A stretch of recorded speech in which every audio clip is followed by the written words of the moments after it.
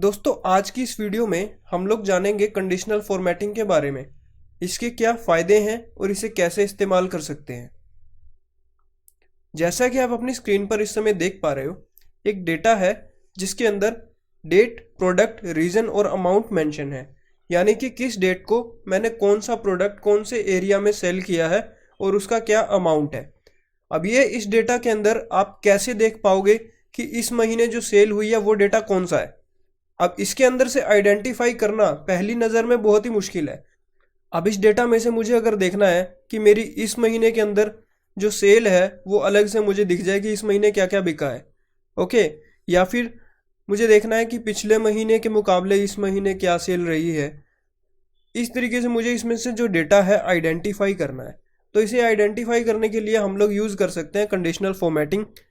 मैं क्या करूँगा, इन डेट्स को ऐसे सिलेक्ट करके यहाँ पर हमें एक ऑप्शन दिया गया है कंडीशनल फॉर्मेटिंग का। मैं जब इस पर क्लिक करता हूँ तो यहाँ पर पहला ही जो ऑप्शन है वो है हाईलाइट सेल्स रूल्स। यहाँ पे आपको कुछ ऑप्शंस दिए गए हैं जैसे कि greater than, less than, between और इस तरीके से बहुत सारे ऑप्शंस हैं। हमें यहाँ पर चूज करना पड़ेगा डेट वाला ऑप्शन, अ डेट अकरिंग, क्योंकि हम लोग डेट के ऊपर फॉर्मेटिंग करने वाले हैं। मैं इसे चूज करता हूँ तो यहाँ पर मुझे डिफ़ॉल्ट तरीके से कुछ ऑप्शंस दिखते हैं, जैसे कि मैं डेज के हिसाब से लगा सकता हूँ, येस्टरडे, टुडे, टुमारो। वीक्स के हिसाब से लगा सकता हूँ जैसे कि पिछले 7 दिनों में, last week, this week, next week. या फिर मंथ्स के हिसाब से भी लगा सकता हूँ, लास्ट मंथ, दिस मंथ और नेक्स्ट मंथ। तो मैं क्या देखना चाहता था यहाँ पर, दिस मंथ, तो मैं दिस मंथ यहाँ पे सिलेक्ट करता हूँ। तो आप देख सकते हो कि इसने ऑटोमेटिकली इनको हाईलाइट कर दिया है। तो मैं इजीली जैसे ही अपना एक्सेल शीट ओपन करूंगा तो मुझे इसमें दिखाई देगा कि ये जो मेरे पास रेड कलर के अंदर फिगर्स आ रही हैं ये मेरी इस मंथ की सेल है। यहाँ पर भी मेरे पास बहुत सारे ऑप्शंस हैं। रेड की जगह मैं चाहूँ तो yellow fill with dark yellow इस तरीके से कर सकता हूँ, ग्रीन में चेंज कर सकता हूँ, लाइट रेड है, या फिर रेड कलर का सिर्फ टेक्स्ट हो जाए, रेड बॉर्डर है, या फिर कस्टम भी आप कर सकते हैं जो कि हम अगली वीडियोज़ में देखेंगे। तो फिलहाल के लिए मैं इसे रेड ही रहने देता हूँ। और ऐसा नहीं है कि हम लोग इस पर सिर्फ एक ही तरीके की फॉर्मेटिंग लगा सकते हैं। मान लीजिए मुझे पिछले महीने की भी देखनी है तो मैं इसी के अंदर फॉर्मेटिंग फिर से लगा दूंगा, वहीं पर ही जाऊंगा हाईलाइट सेल्स रूल में, अ डेट ऑकरिंग। अब यहाँ पे मैंने जो दिस मंथ सिलेक्ट किया था लास्ट मंथ सिलेक्ट कर लेता हूँ और इसको जो है चेंज कर दूंगा येलो पर, या येलो की जगह ग्रीन कर देता हूँ। तो पिछले महीने की सेल और इस महीने की सेल दोनों की दोनों यहाँ पर दिखा रही है। मैं इसे ओके प्रेस करूँगा तो इस तरीके से आप देख सकते हो कि हम लोग कैसे अपनी फॉर्मेटिंग को है यहाँ पर चेंज कर सकते हैं। इसी तरीके से मेरा जो ये अगला कॉलम है इसमें मेरे कुछ प्रोडक्ट्स मेंशन है। इसमें से अगर मैं देखना चाहूँ कि जैसे कि अब यहाँ पे ये सिरप दिखा रहा है, मैं देखना चाहता हूँ कि मेरा जो सिरप है यानी कि ये मेरा कोई एक स्पेशल प्रोडक्ट है, मैं देखना चाहता हूँ कि इसकी सेल मुझे अलग से दिखाई दे, है ना। अब मान लीजिए मैंने कोई नया प्रोडक्ट लॉन्च किया है, तो मैं चाहता हूँ कि पर्टिकुलरली एक जो मेरा प्रोडक्ट है वो मेरे को हाईलाइट करके दिखे कि अच्छा ये प्रोडक्ट बिक गया, राइट। तो इसमें सिरप है या फिर कैप्सूल्स को मैं चुन लेता हूँ। चलिए मैंने कैप्सूल्स को चुन लिया, मुझे ये देखना है तो मैं कैसे कर सकता हूँ, इन सबको सिलेक्ट करूँगा, कंडीशनल फॉर्मेटिंग पे जाऊँगा, हाईलाइट सेल्स रूल। अब यहाँ पर डेट वाला ऑप्शन चूज नहीं करेंगे क्योंकि डेट नहीं है, ओके। तो यहाँ पर क्या है, हमारा टेक्स्ट है, टेक्स्ट दैट कंटेन्स, इस पर क्लिक करूँगा। अब यहाँ पर देखिए सिरप सिलेक्टेड हो है क्योंकि सबसे पहला यहाँ पर सिरप लिखा हुआ था। मुझे क्या करना है, कैप्सूल सिलेक्ट करना है। मैं यहाँ पर कैप्सूल्स लिख देता हूँ। देखिए इसने ऑटोमेटिकली वहाँ से उठा लिया है। मैंने यहाँ कैप्सूल्स लिखा, इसने उसका कलर ऑटोमेटिकली चेंज कर दिया है। मैं इसे येलो में चेंज कर देता हूँ, ओके प्रेस करता हूँ। तो यहाँ पर मुझे दिखा रहा है कि ये जो मेरा जो नया प्रोडक्ट है ये राजस्थान और पंजाब के अंदर सेल हुई है, किस किस दिन हुई है ये भी मुझे दिखा रहा है। तो इस तरीके से हम लोग इसे हाईलाइट कर सकते हैं।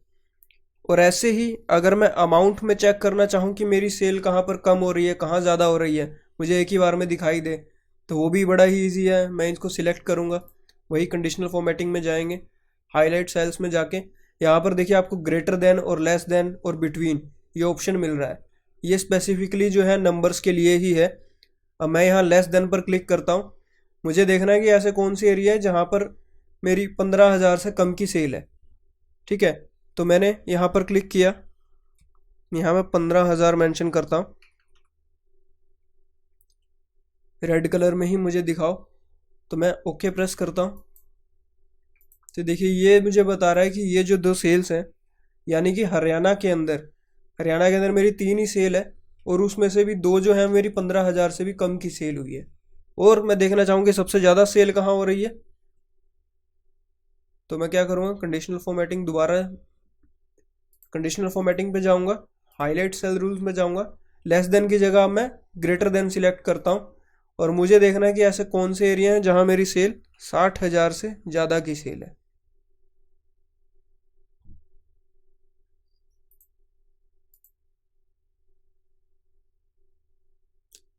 अब मैं ऐसे एरिया देखना चाहता था कि जहाँ पे 60,000 से ज़्यादा सेल है। कलर में इसका ग्रीन में चूज़ कर लिया है, ओके प्रेस करता हूँ। तो अब मेरे पास ये एरिया दिखा रहा है कि ये ग्रीन कलर में जो है, ये मेरी जो सेल है वो 60,000 से ज़्यादा है। और आप देख सकते हो कि सबसे ज़्यादा जो सेल हो रही है वो कहाँ, दिल्ली में और राजस्थान में हो रही है। तो अभी आप देख सकते हो कि इस डेटा के अंदर क्या है कि इसे अब मैं इस एक्सेल फाइल को अगर सेव करके रख देता हूँ, दोबारा जब मैं खोलूँगा, कौन सा एरिया है जहाँ पर जो है सेल थोड़ी ज़्यादा हो रही है और कौन सा एरिया जहाँ पर कम हो रही है, और मुझे उस पर ध्यान देने की ज़रूरत है। इस महीने की, लास्ट महीने की जो सेल है उसके भी मैंने यहाँ पे कलर्स यहाँ पे डिसाइडेड है, और कोई मेरा एक नया प्रोडक्ट मार्केट में आया है तो उसका भी मैंने यहाँ पे एक हाईलाइट लगा दिया है। अब यहाँ पर आप एक डेटा देख पा रहे हो। इस डेटा के अंदर कोई एक सेमिनार कंडक्ट किया गया है। इस सेमिनार में जो फीस कलेक्ट की गई है वो ये है, कितने लोग आए थे उनकी अटेंडेंस यहाँ पर मेंशन है, और हमारा जो प्रोडक्ट है वो कितना सेल हो पाया वहाँ पर, वो डेटा आपके सामने है।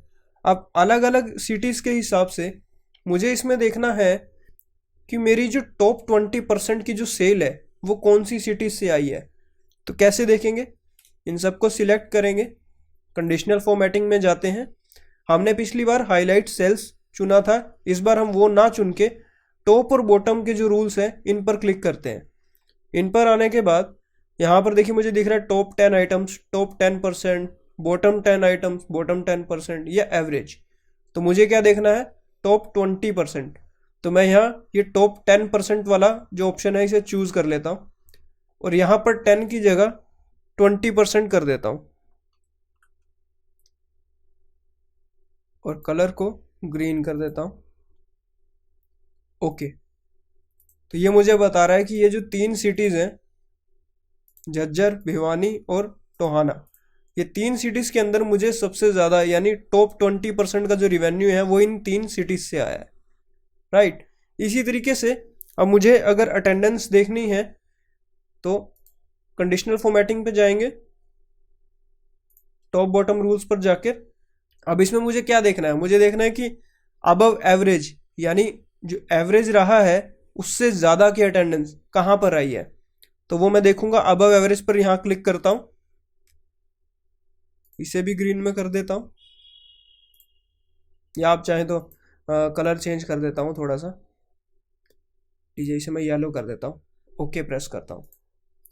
तो अब ये मुझे बता रहा है कि कैथल, अंबाला, झज्जर, ये मतलब इस तरीके की जो सिटीज़ हैं ये मुझे बता रही हैं कि यहाँ पर जो है पब्लिक जो है सेमिनार में दूसरी सिटीज़ के मुकाबले ज़्यादा आई थी, यानी अबव एवरेज आई थी। और इसी तरीके से मुझे देखना है कि मेरा जो सबसे कम जो प्रोडक्ट सेल हुआ है वो कहाँ पर हुआ है। तो उसके लिए कंडीशनल फॉर्मेटिंग पर जाऊँगा, टॉप बॉटम रूल्स में जाके मैं यहाँ पर बॉटम 10% चूज़ कर सकता हूँ, या फिर बॉटम 10 आइटम्स चूज़ कर सकता हूँ। तो मैं देखता हूँ कि सबसे जो कम सेल होने वाले एरियाज़ हैं वो कौन से हैं। मेरा टोटल 16 थे, इन 16 जो सेल हुई है 16 में से जो बॉटम 10 है वो ये है। राइट, तो अब आप समझ सकते हो कि किस तरीके से हम लोग कंडीशनल फॉर्मेटिंग से ये चेक कर सकते हैं। ऐसे ही आपके सामने ये एक डेटा है, यहाँ पर मंथ वाइज आपको कुछ प्रॉफिट्स और प्रॉफिट का जो ट्रेंड है उस तरीके से यहाँ पर मेंशन किया हुआ है। अब यहाँ पर हम लोग कैसे अपने कंडीशनल फॉर्मेटिंग यूज़ कर सकते हैं, हम कंडीशनल फॉर्मेटिंग पर जाते हैं। इस बार मैं यहाँ पर आइकन्स चूज़ करता हूँ।